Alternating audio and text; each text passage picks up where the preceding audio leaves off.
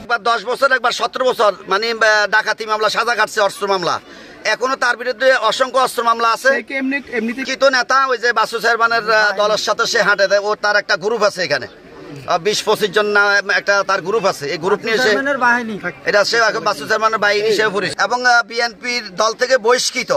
উনি তার দল বল নিয়ে ক্যাডার বাহিনী, আমি কিছু ক্যাডার বাহিনীর নামও জানি, তারা যে একদম প্রকাশ্যে অস্ত্র নিয়ে ঘাটে উঠছিল, ব্রিজ ঘাটে এবং রামগুতি ঘাটে এবং রামগুতি বাজারের সকল ব্যবসায়ী তাদেরকে চিহ্নিত করছে।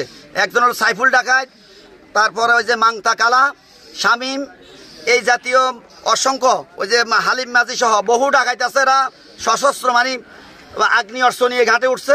এটা প্রত্যক্ষ সকল ভূমিহীন সাক্ষী দিছে এবং তারা দেখছে এবং তারা পরবর্তী তাদের বিপক্ষে অবস্থান নিছে।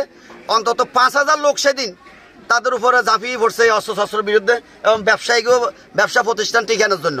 আমার নিজের ঘর দরজা ভাঙচুর করছে, প্রত্যক্ষ আমরা এটা তদন্ত করে দেখতে পারি না, এখনো ভাঙচুর অবস্থা মহস্য অবস্থা এখনো আছে। আজকে আওয়ামী লীগের কুত্তাও কারণে তারা দোনো ভাই, এক ভাই মারা গেছে আর উনি আছে, উনি আজ যা বনে বনে ঘুরে। কি কারণে আমরা এটা আপনাদের কাছে এটা আবেদন চাই, কি কারণে আমাদের মেম্বার সাহেব মিথ্যা মামলা হরানি করে, আমরা সাদাবাজারের বিচারটা চাই। আমেরিকার এই গুন্ডা বাহিনীরা ঢাকা শহর হলাইতে চায়, এই যে না 100-150 মামলা সেনাবাহিনীর ইয়েতে দিছে, এই জিনিসটা আমরা চাই। বিচার চাই, এটা আমরা প্রশাসনের কাছে বিচার চাই, সাংবাদিকে চাই, প্রশাসনের বলবো আমরা এটার বিচার চাই। শেখ ফরিদের কেন মিথ্যা মামলা দিই, হরানি করতেছে। এখন আমরা সাংবাদিক এটি জানিয়েছেন কোন ভূমিহীনের হার অত্যাচার বিচার করছে।